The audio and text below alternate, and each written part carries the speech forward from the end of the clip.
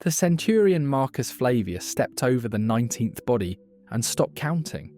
The barn outside Mogontiacum fortress still reeked of blood and shit, and that peculiar smell of men who died badly. 23 legionaries, all from the 14th Legion, all dead from what the survivors were calling just a game that got out of hand. It started as a fight club with wooden swords. It ended with real daggers, a makeshift arena, and men betting their monthly wages on who would survive. The year was 14 AD, the Rhine frontier, and 30,000 Roman soldiers were so bored they were literally killing each other for fun. This wasn't an isolated incident. From Britannia to Syria, wherever Roman legions sat in garrison for months or years, the same pattern emerged. The world's most disciplined military force would invent increasingly deranged ways to pass the time. Forget dice games and whores. Those were for amateurs. Professional soldiers, trained to kill and then given nothing to kill for months on end, created entertainment that would make gladiatorial games look tame. Because what happens when you take men capable of crucifying 6,000 slaves along the Appian Way, then tell them to sit in a freezing fort for 3 years with nothing to do? They got creative. Horrifyingly, ingeniously, lethally creative. The official Roman military records mention training exercises and discipline activities, but the unofficial records, the letters home, the complaint tablets, the archaeological evidence of mass graves near garrison towns, tell a different story. They tell of fight clubs that required death for victory, of prisoners forced to run through gauntlets of drunk soldiers with clubs, of entire villages burned not for strategy, but because watching buildings collapse was Tuesday night's entertainment, of a military machine so efficient at killing that when it had no enemies, it turned that efficiency inward and started consuming itself. Before we dive into what 30,000 bored killers did for fun on the edges of empire, hit the like button and subscribe if you want more uncensored history. Chapter 1. Blood Games in Camp. The rules of the 20th Legion's fight club were simple. 2 men entered the circle drawn in the dirt behind the latrines. They fought with wooden training swords until one yielded. The yielder paid the winner a week's wages. That was how it started in Britannia, 47 AD. By 49 AD, the wooden swords had led cause. By 50 AD, they were using real weapons and the losers weren't yielding. They were dying.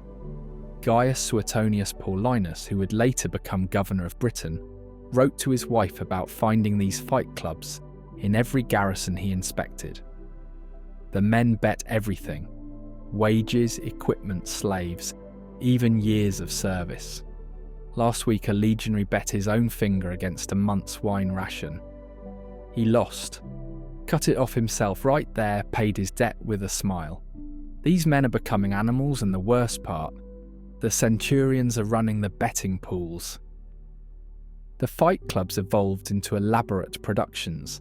The 3rd Gallica Legion in Syria built an underground arena beneath their fortress, complete with sand floor, to soak up blood, and tiered seating carved from rock. Entry fee was 2 days' wages. Fighters were volunteers at first. When volunteers ran low, they started drawing lots. Miss 3 draws and you were branded a coward, which in a Roman legion was worse than death. So men fought, and men died. The Syrian governor's records show 341 training accidents in a single year. The real number was probably triple that. But mere fighting wasn't enough. Legionaries invented variations. Gladiator dice, where the weapons you fought with were determined by rolls.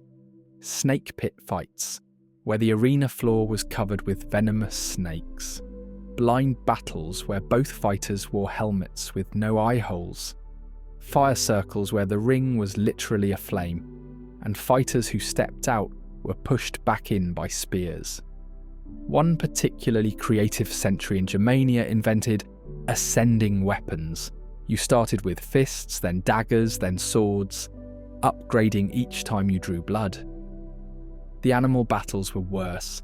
Legionaries would capture wolves, bears, wild boars, anything dangerous, and fight them in camp, but not in any organised way. They'd release the animals into barracks at night as surprises. Wake up to a bear in your tent, kill it or die, and everyone else bets on the outcome.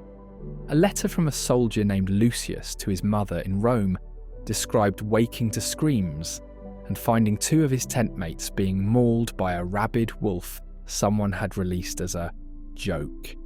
He killed the wolf, but one friend died. The soldier who released it was punished with 3 days reduced rations. The Torture Olympics turned prisoner abuse into sport. Captured enemies, criminals, deserters. Anyone condemned to death became entertainment, but not quick executions. Competitions for creativity. Who could make a prisoner scream the loudest? Who could keep one alive the longest while inflicting maximum pain? The 9th Legion in Judea had a centurion named Brutus who was famous for keeping prisoners conscious for 3 days straight. He taught classes. Other centurions would send their men to learn his techniques not for interrogation, but for fun. The decimation dice games were perhaps the most insane. Decimation, killing every 10th man, was a real Roman punishment for cowardice. Bored soldiers turned it into entertainment. 10 men would roll dice. Lowest number died. Not executed formally, killed by the other 9 however they chose. It was voluntary technically, but refused to play when challenged and you'd be marked a coward. Have accidents during training. Find scorpions in your bedroll. So men played. The archaeological record from garrison sites shows suspicious clusters of single graves. Not battle dead, not executions, just soldiers who died from gaming incidents. Marcus Cornelius, a legion engineer, wrote the most detailed account of camp entertainment. His unit built a wooden tower, 60 feet high, specifically for throwing prisoners off, but simple throwing got boring. So they invented variations. Prisoners with wings made of tent fabric to see if they could fly. Prisoners tied together in chains to see how many would be pulled down by one falling. Prisoners covered in oil and set aflame as they fell. They called these shooting stars. Crowds of hundreds of soldiers would gather, betting on everything from how many bounces a body would take to which direction blood would spray. Chapter 2. The Night Raids. The village of Argentorit thought they were safe. They paid their taxes to Rome, provided grain to the 8th Legion garrisoned nearby, even sent their daughters to marry Roman soldiers. They were allies, protected by the greatest military force in the world. Which is why they didn't post guards on the night of the autumn harvest festival. 63 AD. Which is why half the village was drunk when 200 Roman legionaries kicked down their doors. This wasn't an official raid, this wasn't ordered by commanders. This was Saturday night entertainment. The soldiers had been drinking since noon, passing around wineskins mixed with Germanic beer that hit like a hammer. Someone suggested raiding the Germans across the river, but that was too dangerous. They fought back.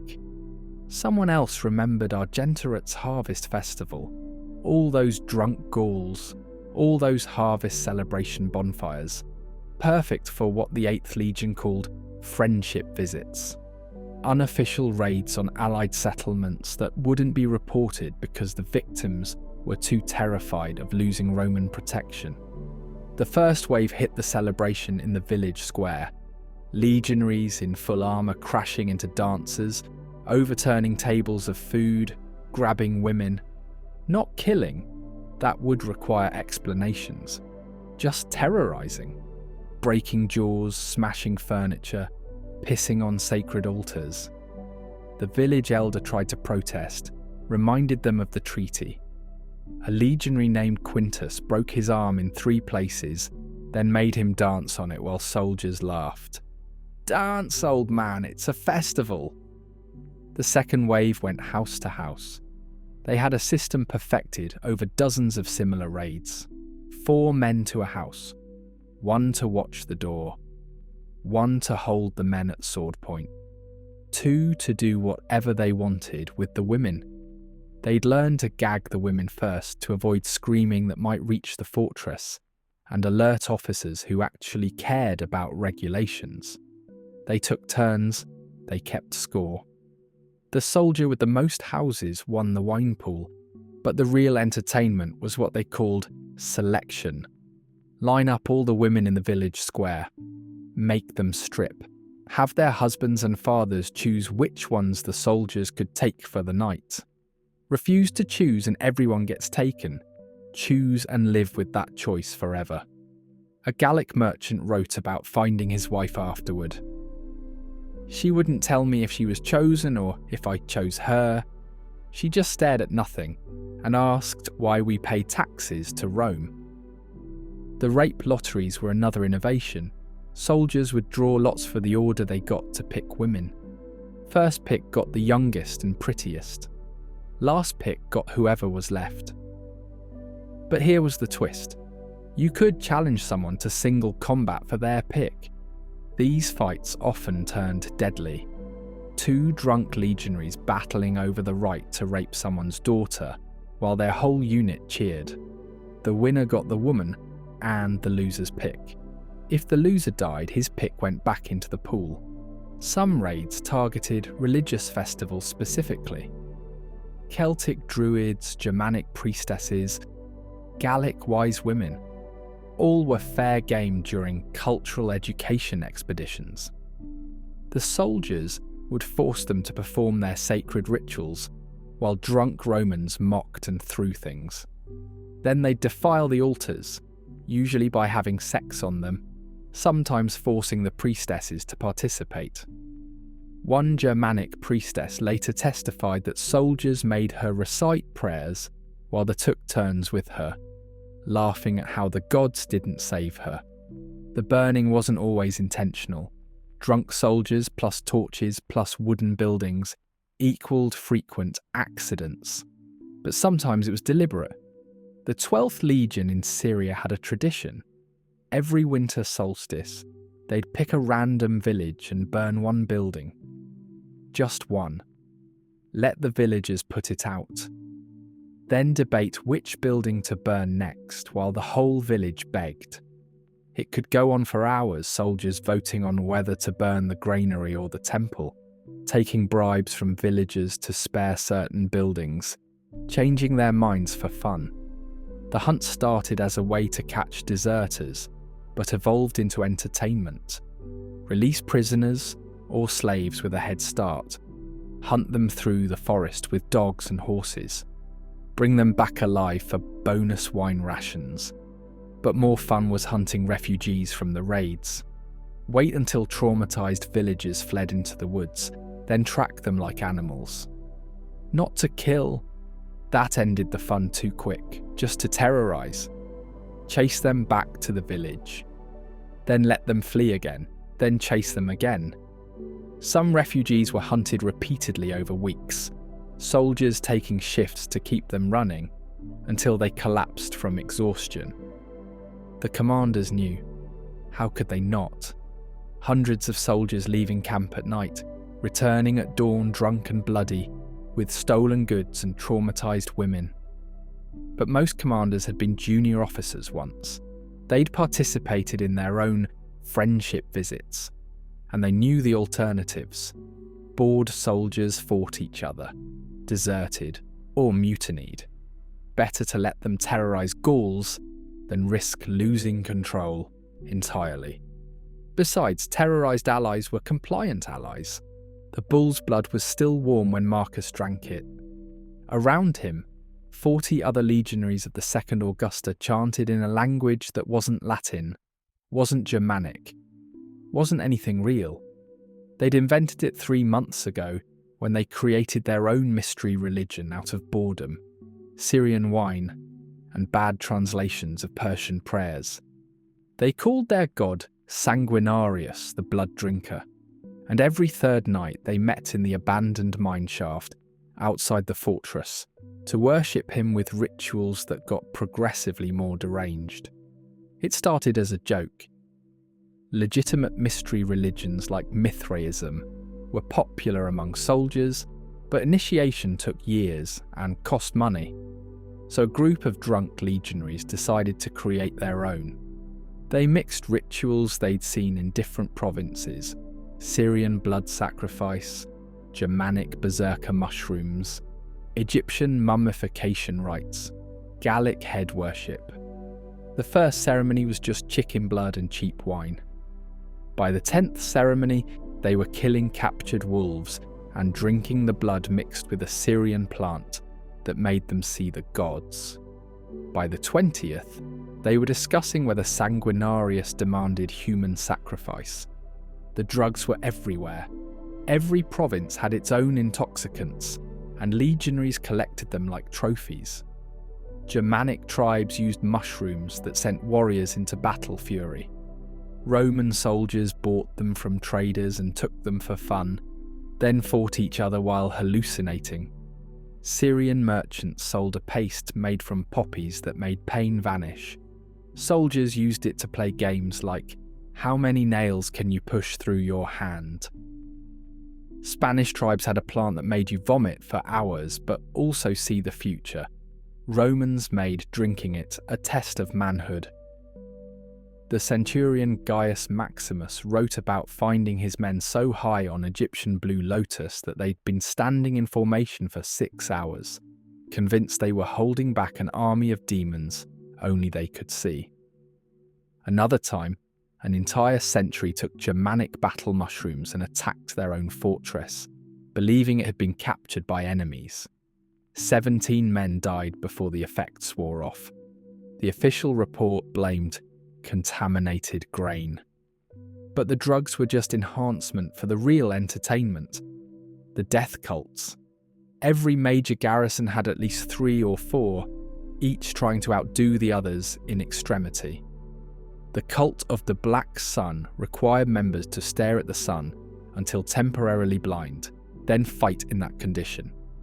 The Brothers of Terminus worshipped the god of boundaries by crossing every boundary they could find: geographical, legal, moral. The Suicide Kings played games where losing meant drinking poison, with the antidote given only if the group voted you worthy of living. The 15th Legion in Pannonia took it furthest. Their cult, the Mortiferi, Deathbringers, had an initiation that required killing someone in single combat. Not enemies, not prisoners, but another cult member who volunteered to die.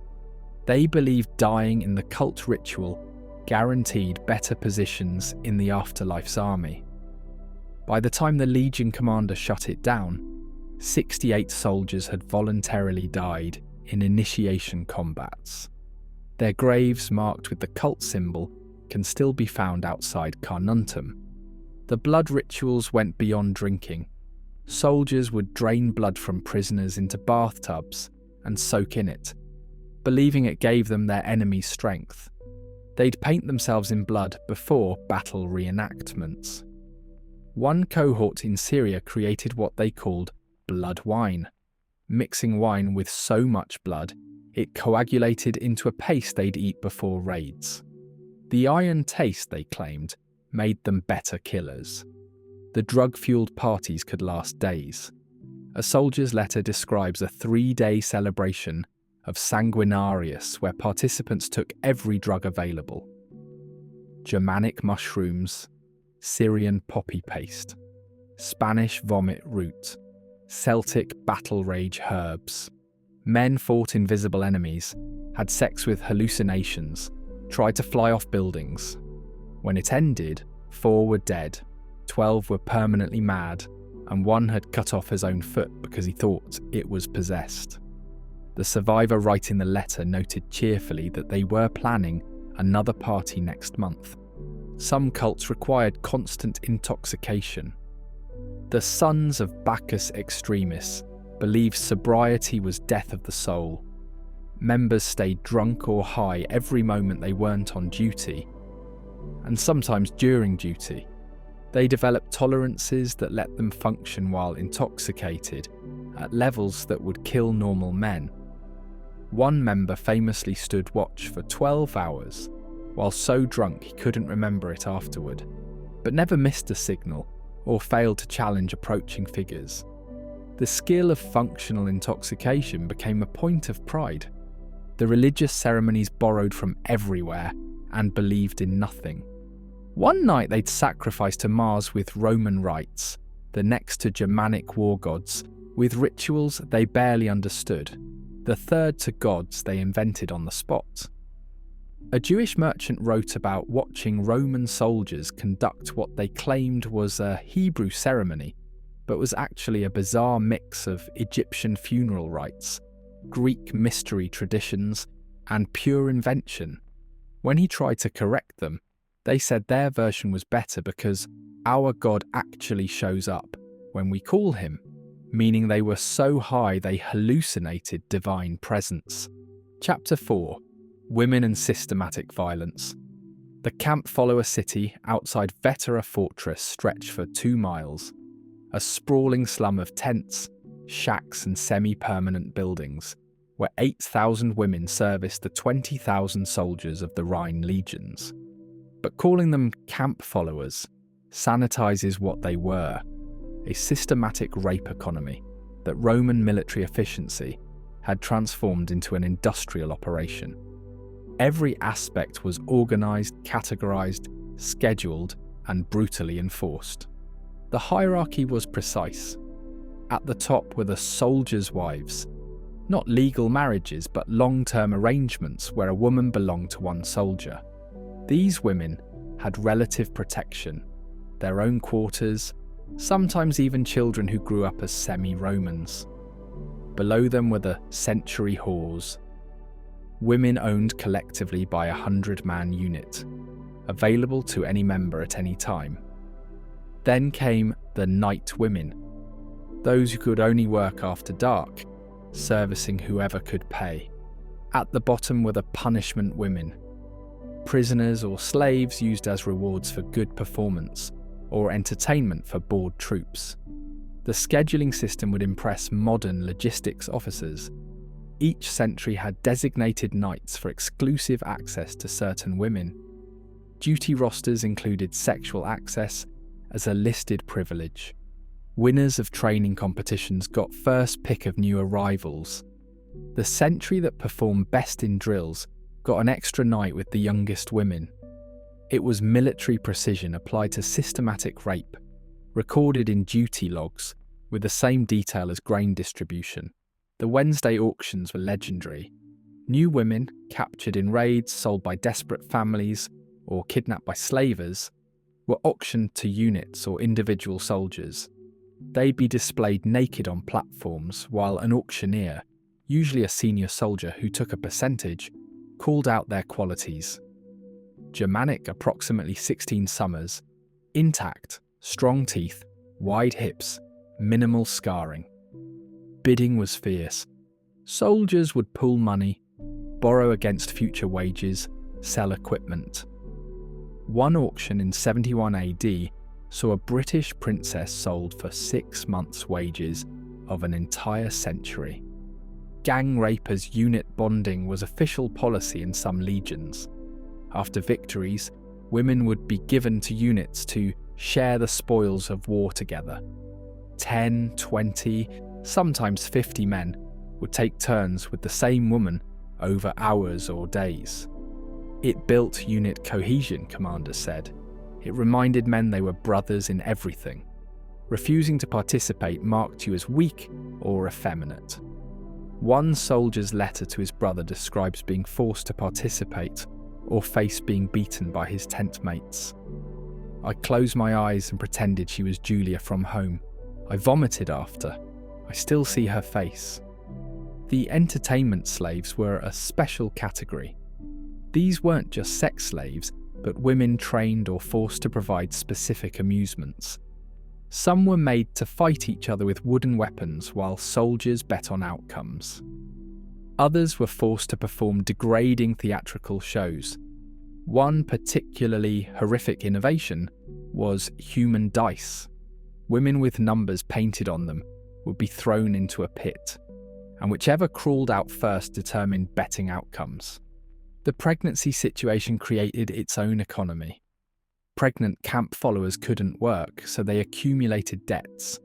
Children were born into slavery unless a soldier acknowledged paternity, which was rare. These children grew up in the camps, boys becoming soldiers or slaves, girls becoming the next generation of camp followers. An entire hereditary class of military prostitutes developed, women who knew no other life than servicing legionaries from birth to death. The officers' women lived differently, but not necessarily better. Senior officers had private slaves, often educated Greek or Syrian women who could recite poetry while being raped. Commanders hosted dinner parties where women were dessert, passed around tables like wine cups.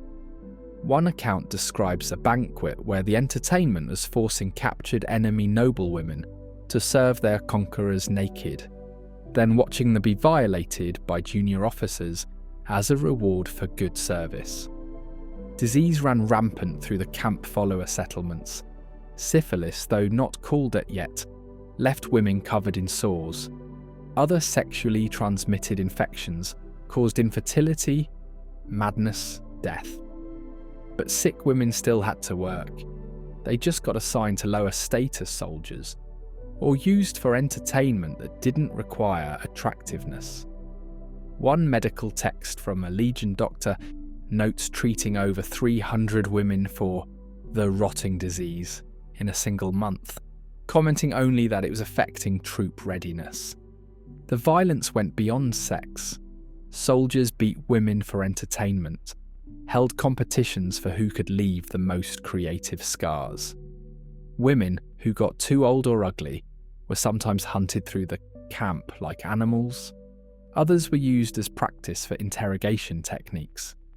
The phrase "used up" appears repeatedly in Roman military documents, referring to women so physically and psychologically destroyed they couldn't function anymore. These women were usually abandoned when legions moved, left to starve or survive however they could. But some women found ways to profit from the system. A few became wealthy managing other women, taking percentages, organising the trade. Others learned to manipulate soldiers, gaining protection, gifts, even freedom through calculated relationships. A Syrian woman named Claudia started as a captured slave and ended owning the largest brothel in the Rhine frontier, with 100 women working for her and centurions owing her favours. She died rich, her tomb inscription reading, "Claudia, beloved mother of the legions." Chapter 5. Organised mayhem. The mock battle was supposed to be bloodless. 5,000 men from the 9th Legion against 5,000 from the 3rd, wooden weapons only. A training exercise to keep skills sharp during the long garrison winter of 82 AD in Syria. But someone in the 9th replaced wooden swords with real ones painted to look like wood. By the time anyone noticed, 17 men were dead, and the mock battle had become real. The commanders, watching from a hilltop pavilion with wine and roasted peacock, decided to let it continue. Better entertainment than they'd planned. These exercises turned bloodbaths happened regularly. Tacitus mentions at least 12 incidents where training battles resulted in triple-digit casualties. The causes varied: pre-existing grudges between units, drunk soldiers forgetting it was practice, or simple boredom making men crave real violence.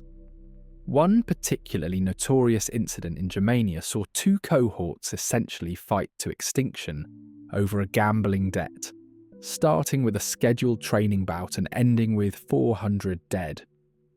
The survivors were punished with reduced wine rations for excessive enthusiasm. The engineering competitions were worse because they involved creativity. Legions competed to build the best siege weapons, but best meant most entertaining. A ballista that could throw a man 300 yards was good. A ballista that could throw 3 men tied together in interesting shapes was better. The 10th Legion created a catapult specifically designed to launch prisoners at high angles so they'd scream longer on the way down. They practiced on a captured Germanic village, adjusting angles and counterweights, while the entire Legion watched and made bets on where bodies would land. The bridge-building contests used human materials. Engineers would compete to build bridges using prisoners as living supports. Men holding beams, women packed as foundation fill. The winner was whoever's bridge held longest before the human components died and it collapsed. One contest in Dacia lasted 3 days, with fresh prisoners constantly added to replace those crushed or drowned. The winning engineer received a golden crown and promotion. The prisoners received unmarked mass graves. Racing dominated garrison life, but not just horses or chariots. Everything became a race. Prisoners racing with heavy stones on their backs until they collapsed. Soldiers racing while carrying wounded comrades, except the wounded were actually prisoners who'd been hamstrung. Boat races where losing crews were thrown overboard in armour. One centurion in Britain organised weekly races where soldiers in full armour competed against starved prisoners who were promised freedom if they won. No prisoner ever won. The races continued for 3 years. The gambling controlled entire legions. Soldiers bet on everything. How many days until someone died? Which prisoner would break first under torture? Whether it would rain during executions? The gambling rings were run by centurions who took percentages and enforced debts with beatings or worse. One ring in the Rhine legions controlled such wealth they could bribe tribunes and influence strategy.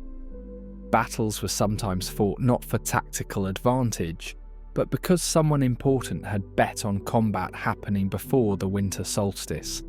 The theatrical productions redefined obscenity. Legions would force prisoners to perform Roman plays, but modified for entertainment. Comedies where rape was the punchline, performed by actual victims. Tragedies that ended with real death instead of staged death. One production of Medea in Syria had a captured queen actually kill her children on stage. They told her the children would be spared if she did it convincingly. She did. They weren't. The soldier playing Jason raped her on stage afterward, while the audience applauded the realistic emotional portrayal. Public executions became competitive art. Simple crucifixion was boring. Legionaries invented variations. Crucifixion races where prisoners were nailed up as fast as possible. Artistic crucifixions where bodies were arranged in patterns. Musical crucifixions where different-sized prisoners created different screams that formed melodies. The 12th Legion had a specialist who could crucify a man in 17 different ways, each taking different amounts of time to die. He gave demonstrations to other units, teaching his techniques like a master craftsman, passing on trade secrets. The arena fights went beyond gladiatorial combat. Soldiers created scenarios. 5 prisoners with daggers versus 1 soldier in full armour. Children against starved dogs. Women fighting with their own severed hands tied as weapons. The creativity was endless and horrific. One event in Egypt had prisoners fight on a platform suspended over crocodiles, with sections randomly collapsing. Another in Gaul had combatants chained together at random. You might be chained to your opponent or your ally, finding out only when combat started. The hunting games turned fortresses into killing grounds.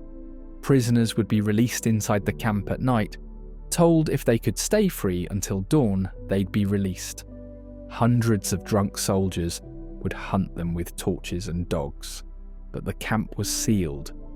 There was no escape, just hiding and running until caught. The hunts could last hours, soldiers systematically searching every building, every corner.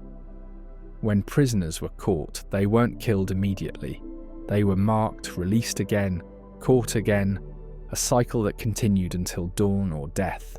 Chapter 6. When fun became mutiny. The dice game that started the Rhine Rebellion of 89 AD seemed harmless enough. Two soldiers from different cohorts betting a month's wages on highest roll. The loser accused the winner of using loaded dice. Fists flew. Friends joined in. Within an hour, two entire centuries were brawling. Within a day, two cohorts were in armed conflict. Within a week, the entire 4th Legion was in open mutiny against the 21st Legion, and Governor Saturninus had to choose sides. He chose wrong. The entertainment ended with 4,000 dead Romans and Saturninus's head on a spike. This pattern repeated across the empire. Entertainment created rivalries. Rivalries created violence. Violence created mutinies. The Pannonian Revolt started with a rape competition between two units that escalated into murder. The British Mutiny of 83 AD began with a mock battle that became real. The Syrian uprising originated in a death cult that decided their commander was preventing them from achieving proper glory through suffering. What started as fun became civil war. Commanders who tried to stop the entertainment faced impossible choices: ban the games and face immediate mutiny from bored troops, allow them and risk them spiralling out of control. Most chose middle ground, official disapproval with unofficial permission. The legate Quintus Veranius wrote, "I observe nothing, hear nothing, know nothing. The men are happy, the frontier is quiet, and I keep my head attached to my shoulders." Some commanders joined in, thinking participation would earn loyalty. Caligula famously joined his Rhine legion's entertainment, personally torturing prisoners and participating in death cult rituals.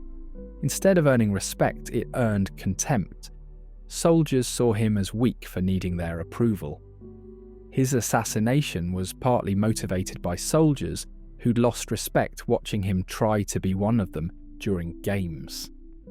The smart commanders channeled the violence outward. When troops got too restless, they'd authorize unofficial raids across borders. Let the men burn Germanic villages or pillage Parthian merchants. Better than having them turn on each other or on Rome.